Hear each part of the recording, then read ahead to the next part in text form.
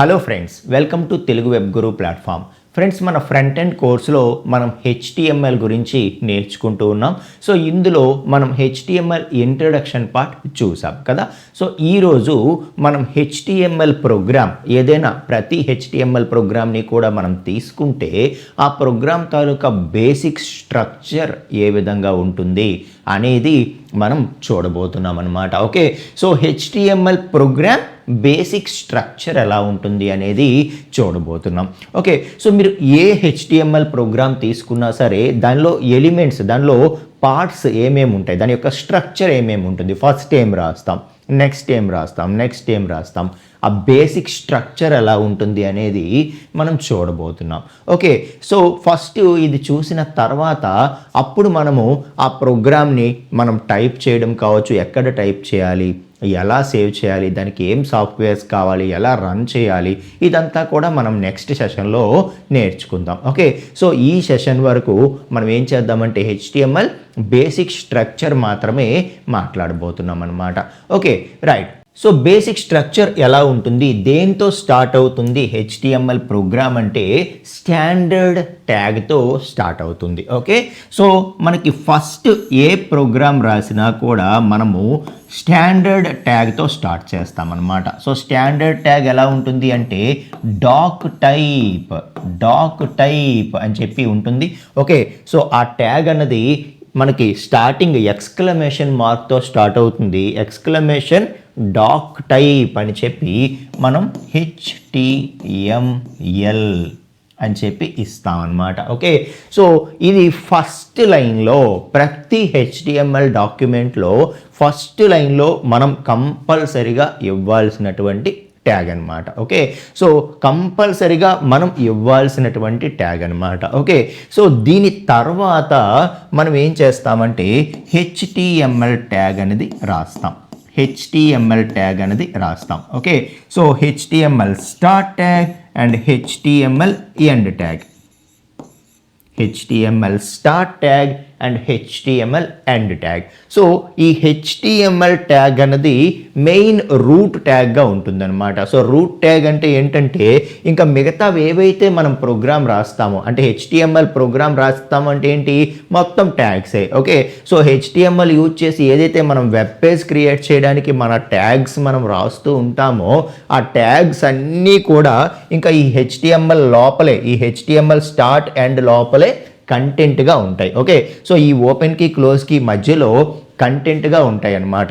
So మిగతా అన్నిటినీ కూడా దీని లోపల ఇవి కలిగి ఉన్నాయి కాబట్టి HTML ట్యాగ్ని మనం ఏమంటామంటే రూట్ ట్యాగ్ అన్నాం. ఓకే, సో ఈ మిగతా ట్యాగ్స్ ఏవైతే ఉంటాయో ఆ మిగతా ట్యాగ్స్ అన్నీ కూడా ఈ HTML ట్యాగ్కి లోపల ఉంటాయి కాబట్టి, ఓపెన్కి క్లోజ్కి మధ్యలో ఉంటాయి కాబట్టి HTML ట్యాగ్ని ఏమంటాము, రూట్ ట్యాగ్ అంటామన్నమాట. Okay, so first HTML root tag అనేది రాసుకోవాలి. ఆ తర్వాత లోపల మనకి 2 పార్ట్స్ అనేవి ఉంటాయి అన్నమాట. ఓకే, సో ఫస్ట్ది మనం హెడ్ పార్ట్ అంటాము. ఆ తర్వాత నెక్స్ట్ది బాడీ పార్ట్ అంటాం. Okay, so head part and body part. So head పార్ట్లో రాయాల్సిన కోడ్ అంతా కూడా హెడ్ ఓపెన్ క్లోజ్ మధ్యలో రాస్తాము.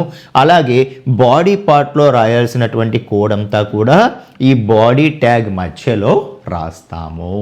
ఓకే, సో అలా మనకి బేసిక్ స్ట్రక్చర్ అనేది ఉంటుందన్నమాట. ఓకే, సో మీరు ఏ ప్రోగ్రామ్ తీసుకోండి, HTML ప్రోగ్రామ్ అంటే మనకి అందులో ఉండే ట్యాగ్సే కాబట్టి ఏ HTML ప్రోగ్రామ్ తీసుకోండి, దాని యొక్క బేసిక్ స్ట్రక్చర్ ఈ విధంగానే ఉంటుందన్నమాట. ఓకే, సో ఫస్ట్ స్టాండర్డ్ ట్యాగ్తో స్టార్ట్ అవుతుంది.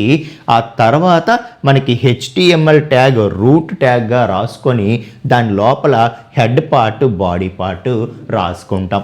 So head open close, body open close, head పార్ట్లో రాయాల్సిందంతా ఆ మధ్యలో రాసుకుంటాము. అలాగే బాడీ పార్ట్లో రాయాల్సిందంతా ఆ మధ్యలో కంటెంట్గా రాసుకుంటాము.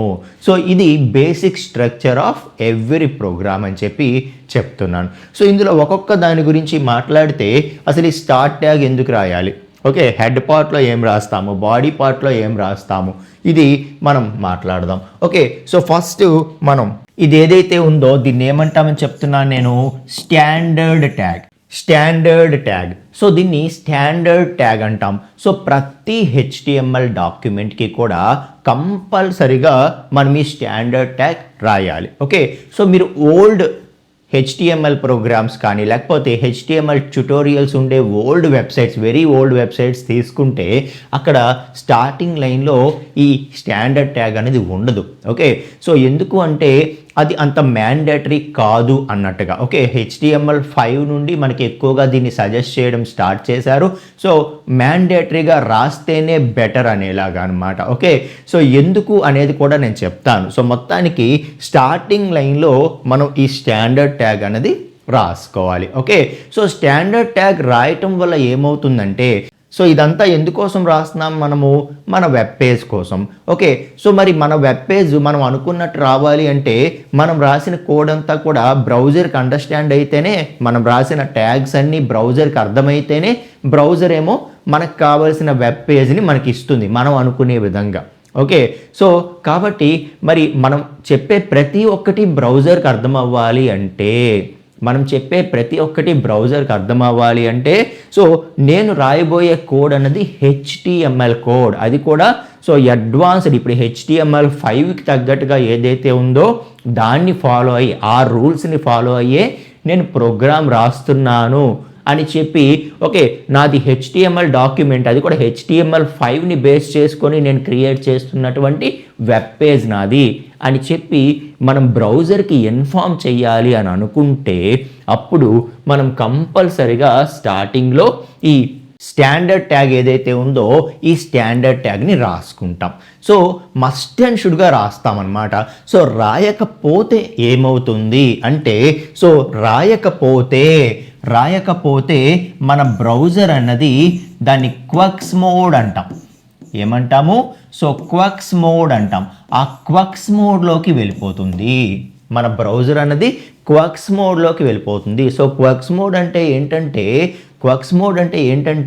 సో ఫర్ ఎగ్జాంపుల్ రీసెంట్గా చాలా అప్డేట్స్ వచ్చి ఉంటాయి కదా, HTML5లో చాలా కొత్త ట్యాగ్స్ చాలా యాడ్ అయ్యాయి. ఓకే, సో చాలా ఎక్కువ ట్యాగ్స్ యాడ్ అయ్యాయి, చాలా ఎక్కువ సజెషన్స్ రావడం జరిగింది, ఉన్నవి కొన్ని డిప్రికేట్ అయిపోవడం జరిగింది, అంటే ఇంకా ఉన్నవి పాతవి కొన్ని వాడొద్దు అని చెప్పి మనకి రికమెండేషన్ ఇవ్వడం జరిగింది. సో ఇలా చాలా మార్పులు వచ్చాయి కదా. సో మరి ఈ మార్పులన్నీ కూడా బ్రౌజర్ దానికి తగ్గట్టుగా బిహేవ్ చేయాలి అంటే కంపల్సరిగా మనం డాక్ టైప్ ట్యాగ్ రాస్తే, మనం స్టాండర్డ్ ట్యాగ్ రాస్తే దాని ప్రకారం అది అండర్స్టాండ్ చేసుకొని మనకి చక్కగా వెబ్ పేజ్ మనం అనుకున్న విధంగా ఇస్తుంది. సో ఎప్పుడైతే మనం ఇది రాయలేదో అది క్వక్స్ మోడ్కి వెళ్ళిపోతుంది. క్వక్స్ మోడ్ అంటే ఏంటంటే సో చాలా ఫోర్సిబుల్గా అది మన కోడ్ని అండర్స్టాండ్ చేసుకొని దానికి ఎంత అర్థమైతే అంతవరకు డిస్ప్లే చేయడానికి ట్రై చేయడం అనమాట. ఓకే, సో దాన్ని అది కంపాటబిలిటీ వీలయ్యేంత వరకు ట్రై చేయడం అని చెప్పి అనుకోవచ్చు అనమాట. ఓకే, సో అంటే అందులో ఏవైతే ఓల్డ్ ట్యాగ్స్ ఎప్పటికీ రన్ అవుతున్నాయో అవన్నీ బాగా అర్థమవుతాయి కాబట్టి వాటి వరకు బాగానే ఇచ్చేస్తుంది. ఏవైతే రీసెంట్ అప్డేట్స్ ఉన్నాయో అవేవి దానికి అర్థం కావు, అప్పటికి అది అండర్స్టాండ్ చేసుకోవడానికి ట్రై చేస్తుంది. ఓకే, సో అప్పుడు ఓల్డెన్ డేస్లో బ్రౌజర్స్ ఎలా ఉండేవో అలా బిహేవ్ చేయడానికి ట్రై చేయడమే క్వక్స్ మోడ్. అంటే అర్థమైనంత వరకు కూడా అది దాన్ని వెబ్ పేజ్గా మార్చి మనకు అవుట్పుట్ చూపించడానికి ట్రై చేస్తుంది. సో వేటినైతే అది అండర్స్టాండ్ చేసుకోలేదో రీసెంట్ అప్డేట్స్ని ఇంకా వాటిని విడిచిపెట్టేస్తుంది. సో దానివల్ల ఏమవుతుంది, మనం ఏదైతే అవుట్పుట్ ఎక్స్పెక్ట్ చేస్తామో ఆ అవుట్పుట్ మన ఎక్స్పెక్టెడ్ లాగా అది రాదనమాట. వెబ్ పేజ్ అనేది మనం అనుకున్నట్టు రాదు. ఎందుకంటే మనం స్టాండర్డ్ ట్యాగ్ చెప్పలేదు, అంటే ఇందులో నేను HTML5కి తగ్గట్టుగా అప్డేటెడ్ ట్యాగ్స్ రాసాను అని చెప్పి దానికి చెప్పలేదు. సో స్టాండర్డ్ ట్యాగ్ రాయకుండా మనం అడ్వాన్స్డ్ ట్యాగ్స్ అన్నీ ఆ కింద కోడ్లో రాసేసాం. సో రాయడం వల్ల బ్రౌజర్ ఏం చేస్తుంది, పాత రోజుల్లో అప్పటికి ఏవైతే ట్యాగ్స్ ఉండేవో దాని ప్రకారమే ఆలోచిస్తుంది, దాని ప్రకారమే అంతవరకు మాత్రమే ఆ పాత ట్యాగ్స్ ఇప్పటికీ ఏవైతే ఉన్నాయో వాటిని మాత్రమే మన కోడ్లో ఉన్న వాటిని అండర్స్టాండ్ చేసుకొని దాన్ని వెబ్ పేజ్గా మారుస్తుంది, మిగతా అన్నిటినీ కూడా విడిచిపెట్టేస్తుంది. సో విడిచిపెట్టడం వల్ల వాటి వల్ల ఏదైతే ఎఫెక్ట్ మనం చూడాలనుకున్నామో ఆ ఎఫెక్ట్ మరి మనం చూడలేము. మీకు అర్థమవుతుందా? సో కాబట్టి మన బ్రౌజర్ క్వర్క్స్ మోడ్లోకి వెళ్ళకూడదు, జనరల్గా స్టాండర్డ్ మోడ్లో వర్క్ అవ్వాలి అంటే కంపల్సరిగా మనం స్టాండర్డ్ ట్యాగ్ అనేది రాయాలి అని చెప్తున్నాను. Okay right. సో ఇక ఈ లోపలికి వచ్చేస్తే మనకి HTML ట్యాగ్ ఏదైతే ఉందో ఆ HTML ట్యాగ్ అనేది రూట్ ట్యాగ్గా ఉంటుందన్నమాట. HTML ట్యాగ్ అనేది రూట్ ట్యాగ్గా ఉంటుంది. ఓకే, సో ఈ రూట్ ట్యాగ్ లోపలే మిగతావన్నీ కూడా, ఇది ఓపెన్ క్లోజ్ మధ్యలోనే ఇంకా మిగతా కోడ్ అంతా కూడా ఉంటుంది, మిగతా ట్యాగ్స్ అన్నీ కూడా ఉంటాయి. కాబట్టి దీన్ని మనం రూట్ ట్యాగ్ అంటాం. Okay right. సో ఆ HTML ట్యాగ్ లోపల మనము 2 పార్ట్స్ రాస్తాం అన్నమాట. ఒకటి హెడ్ పార్ట్, ఇంకొకటి బాడీ పార్ట్. ఒకటి హెడ్ పార్ట్, ఇంకొకటి body part. Okay, so head part ఎందుకు, బాడీ పార్ట్ ఎందుకు? ఓకే, సో మరి మనం వెబ్సైట్స్లో చూసే కోడ్ అంతా కూడా, ఏవైతే మనం చాలా వెబ్సైట్స్ విజిట్ చేస్తూ ఉంటామో, అమెజాన్ కావచ్చు, జీమెయిల్ కావచ్చు, గూగుల్ కావచ్చు, మన తెలుగు వెబ్ గురు కావచ్చు, సో ఇలా రకరకాల వెబ్సైట్స్ ఏవైతే చూస్తూ ఉంటామో మనకి కనిపించేదంతా హెడ్ పార్ట్లో రాస్తే అక్కడ కనిపిస్తోందా, బాడీ పార్ట్లో రాస్తే కనిపిస్తోందా?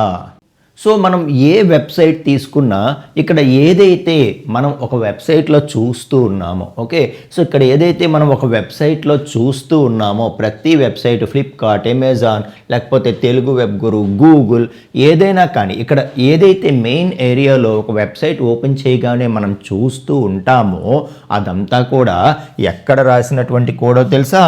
బాడీ పార్ట్లో. Okay, so main visible code ఏదైతే ఉంటుందో, మెయిన్ వెబ్ పేజ్ తాలూకా కోడ్ అంతా కూడా, ఆ ట్యాగ్స్ అంతా కూడా బాడీ పార్ట్లో రాస్తాం అన్నమాట. అంటే ఏదైతే ఒక వెబ్సైట్లో మనం చూడాలి అనుకుంటామో అదంతా కూడా ఎక్కడ రాస్తాం? మనము బాడీ పార్ట్లో రాసుకుంటాం. ఓకే, సో బాడీ పార్ట్లో రాస్తేనే అది వెబ్సైట్లో మనకి కనిపిస్తుందన్నమాట. ఓకే, మరి ఈ హెడ్ పార్ట్ అనేది ఎందుకు ఉంది? ఓకే, అలాంటప్పుడు మరి ఈ హెడ్ పార్ట్ అనేది ఎందుకు ఉంది? సో హెడ్ పార్ట్ అనేది ఎందుకు ఉంది? హెడ్ పార్ట్ అనేది మనకి అదర్ ఇన్ఫర్మేషన్ని, అదర్ ట్యాగ్స్ని మనం రాయడం కోసం ఉందన్నమాట. సో అదర్ ఇన్ఫర్మేషన్ అంటే ఏంటి? ఇక్కడ ఇప్పుడు చూసుకుంటే మనకి ఒక వెబ్సైట్లో మెయిన్ విజిబుల్ పార్ట్ ఏదైతే ఉందో, సరే అది బాడీ పార్ట్లో రాసేస్తాం. దానికి సంబంధించిన ట్యాగ్స్ అన్నీ కూడా బాడీ పార్ట్లో రాసుకుంటే మనకి సో ఆ వెబ్ పేజ్ అనేది వచ్చేస్తుంది మనకు కావలసినట్టు. దానికి okay, so main visible part కాకుండా బ్యాక్ ఎండ్లో మనం చాలా కోడ్ అనేది రాయవలసి ఉంటుందన్నమాట వెబ్ పేజ్కి సంబంధించి. ఓకే, సో ఇప్పుడు చూడండి, ఫర్ ఎగ్జాంపుల్ ఇక్కడ 4 or 5 ట్యాబ్స్ నేను పైన ఓపెన్ చేశాను. ఓకే, సో ఈ 4 or 5 ట్యాబ్స్ మీరు చూసుకుంటే అందులో తిరిగి ఏ ట్యాబ్కి కావాలంటే ఆ ట్యాబ్కి నేను డైరెక్ట్గా వెళ్ళిపోగలుగుతాను అనమాట. ఫర్ ఎగ్జాంపుల్ తెలుగు వెబ్ గురు ట్యాబ్లో ఉన్నాను ఇప్పుడు నేను ప్రజెంట్. ఓకే, ఇక్కడ నుండి నేను అమెజాన్కి వెళ్ళాలంటే డైరెక్ట్గా క్లిక్ చేసుకొని వెళ్ళిపోతున్నాను. సో ఈ 5లో ఇదే అమెజాన్ అని నాకు ఎలా తెలిసింది అంటే అక్కడ టైటిల్ కనిపిస్తోంది. ఓకే, సో మెయిన్ ఏరియాలో ఉండే వెబ్ పేజ్ కోడ్ కాకుండా ఇక్కడ ప్రతి ట్యాబ్కి కూడా పైన online shopping Flipkart icon, Telugu web Guru icon, so Amazon icon online shopping, okay, అలాగే జీ ఐకాన్ గూగుల్, అలాగే for example Google Docs icon. So ఇలా ప్రతి ఐకాన్ కూడా కనిపిస్తుంది, అక్కడ ఒక టైటిల్ కనిపిస్తుంది. కాబట్టే నేను డైరెక్ట్గా దానికి వెళ్ళిపోగలుగుతున్నాను. అమెజాన్ కావాలంటే అమెజాన్కి, తెలుగు వెబ్ గురు కావాలంటే తెలుగు వెబ్ గురుకి. అలా మనం ఏంటంటే ప్రతి వెబ్ పేజ్కి కూడా ఒక టైటిల్ అన్నది పెట్టుకోవచ్చు. ఆ టైటిల్ అన్నది మనకి అక్కడ పైన కనిపిస్తూ ఉంటుంది. ఓకే, సో అలాంటి మనం టైటిల్స్ పెట్టుకోవాలనుకున్నా, ఓకే, సో టైటిల్స్ పెట్టుకోవాలనుకున్నా, లేదు అంటే ఒక వెబ్ పేజ్ని మనము సరే మెయిన్ ట్యాగ్స్ అన్నీ రాస్తే మన వెబ్ పేజ్ ఎలా ఉండాలో, ఆ మెయిన్ వెబ్ పేజ్లో కంటెంట్ ఏముండాలో అదంతా బాడీ పార్ట్లో రాస్తాం. కానీ దానికి స్టైల్స్ అప్లై చేయాలి, రకరకాల స్టైల్స్ అప్లై చేయాలి. సో బ్యాక్గ్రౌండ్ కలర్ ఇది కావాలి, సో ఇమేజెస్ ఈ విధంగా రావాలి, ఎంత విడ్త్ ఉండాలి, ఎంత హైట్ ఉండాలి, అలాగే నా వెబ్సైట్లో స్టార్టింగ్లో ఇంత స్పేస్ ఖాళీ వదలాలి, లాస్ట్లో ఇంత స్పేస్ ఖాళీ వదలాలి, రైట్కి లెఫ్ట్కి ఇంత మార్జిన్ వదలాలి, ఇలా మనం ప్రతిదీ కూడా మన వెబ్సైట్ అందంగా చేసుకోవడానికి ఏవైతే స్టైల్స్ అప్లై చేస్తామో అదే మనం నెక్స్ట్ నేర్చుకుంటాం, సిఎస్ఎస్ అంటాం. సో ఆ సిఎస్ఎస్ అంటే క్యాస్కేడింగ్ స్టైల్ షీట్స్ కోడ్ ఏదైతే ఉందో ఆ సిఎస్ఎస్ స్టైల్స్ అన్ని ఇక్కడే రాస్తాం. ఓకే, అలాగే Java script. So Java script code ఏదైతే ఉందో ఆ స్క్రిప్ట్ కోడ్ అంతా కూడా మనం హెడ్ పార్ట్లోనే రాసుకుంటాము. అలాగే మనకి సెర్చ్ ఇంజిన్ ఆప్టిమైజేషన్ ఎస్ఈఓకి సంబంధించినటువంటి కోడ్ అంతా కూడా దానికి సంబంధించిన ఆ ట్యాగ్స్ అన్నీ కూడా హెడ్ పార్ట్లోనే రాసుకుంటాం. సో మెయిన్ కోడ్ కాకుండా మిగతావన్నీ ఏవైతే రాయాలో అవన్నీ కూడా మనం ఇక్కడే రాసుకుంటాం. సో మన టైటిల్స్ పెట్టడం కానీ లేకపోతే మనం సిఎస్ఎస్ కోడ్, సో మన వెబ్సైట్ని అందంగా చేయడానికి ఏదైతే క్యాస్కేడింగ్ స్టైల్ షీట్స్ ఉంటుందో ఆ స్టైల్ షీట్స్ కానీ లేకపోతే జావా స్క్రిప్ట్ కోడ్ కానీ లేకపోతే సెర్చ్ ఇంజిన్ ఆప్టిమైజేషన్ అంటే ఇంకా గూగుల్ లాంటి వెబ్సైట్స్లో మన సైట్ని స్టార్టింగ్లోకి తీసుకురావడానికి మనం రాసేటటువంటి ట్యాగ్స్ అన్నమాట. ఓకే, జస్ట్ ఎస్ఈఓ అన్నాను కదా. ఓకే, సో అంటే ఏంటో చిన్న చెప్పే ప్రయత్నం చేస్తాను. Okay, spring boot full course in Telugu. So spring boot full course in Telugu అని చెప్పి సెర్చ్ చేస్తున్నాను. ఇలా ఏదైనా సరే ఒక సెర్చ్లో, గూగుల్ సెర్చ్లో మనం ఏదైనా సరే సెర్చ్ చేస్తున్నప్పుడు టాప్లో ఏవైతే కనిపిస్తాయో ఆర్ అట్లీస్ట్ ఫస్ట్ పేజ్లో ఏవైతే కనిపిస్తాయో వాటిని మాత్రమే కదా మనం చూస్తాము. మనకి చాలా రిజల్ట్స్ వస్తాయి. ఇక్కడ పేజెస్ ఇలా నెక్స్ట్ పేజ్కి వెళ్తుంటే దీనికి సంబంధించినవి రిజల్ట్స్ వస్తూనే ఉంటాయి కదా. సో కానీ మనం ఏం చేస్తాము, అంతవరకు వెళ్ళే ఓపిక, సెకండ్ పేజ్కి వెళ్ళే ఓపిక కూడా చాలామందికి ఉండదు. ఇక్కడ ఫస్ట్ పేజ్లో ఫస్ట్ 5 లింక్స్ 10 లింక్స్ ఏవైతే ఉంటాయో వాటినే క్లిక్ చేసేసి మనకు కావాల్సింది చూసేయడానికి ఇష్టపడతాం. ఓకే, సో కాబట్టి ఇంకా ఎంతమంది అయితే ఇప్పుడు ఫర్ ఎగ్జాంపుల్ స్ప్రింగ్ బూట్ అనే కోర్స్ ఉంది జావాకి సంబంధించి. ఓకే, సో చాలామంది సెర్చ్ చేస్తారు. సో సెర్చ్ చేస్తున్నప్పుడు ఇంకా దానికి సంబంధించి hundreds of thousands of websites ఉండొచ్చు. ఓకే, సో ఆ కోర్స్ని ప్రొవైడ్ చేసేవాళ్ళు.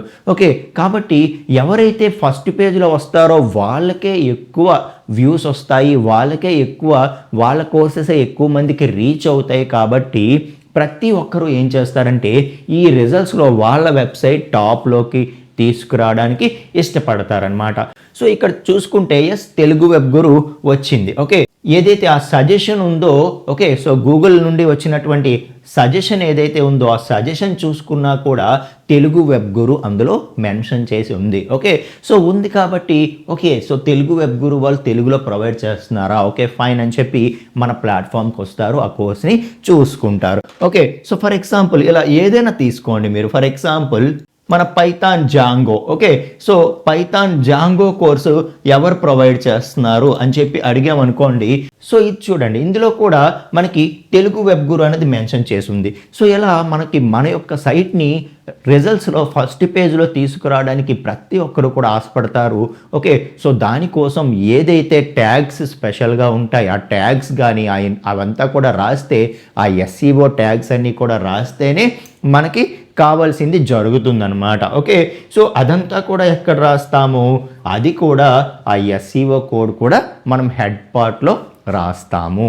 అర్థమవుతుందా? సో ఈ విధంగా మనకి HTML ప్రోగ్రామ్ తాలూకా బేసిక్ స్ట్రక్చర్ అనేది ఉంటుంది. సో స్టాండర్డ్ ట్యాగ్, అలాగే HTML రూట్ ట్యాగ్, అందులో హెడ్ పార్ట్, బాడీ పార్ట్.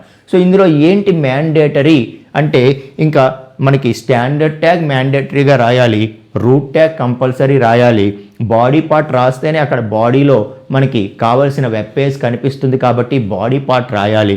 ఇంకా ఆప్షనల్ ఏదైనా ఉంది అనుకుంటే మనకి హెడ్ పార్ట్ ఒక్కటే ఆప్షనల్ అనమాట. కాకపోతే మనం మన వెబ్సైట్కి టైటిల్ పెట్టుకోవాలి, ప్రతి వెబ్ పేజ్కి టైటిల్ పెట్టుకోవాలి అనుకుంటే కంపల్సరీగా హెడ్ పార్ట్ రాసుకుని అందులోనే మనం టైటిల్ ఇన్ఫర్మేషన్ ఇస్తూ ఉంటాం. Okay, so anyway this is the basic structure of any HTML programme.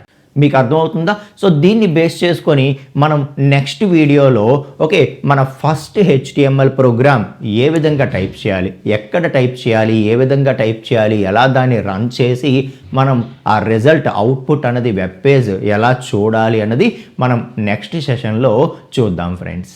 Thank you so much అండి.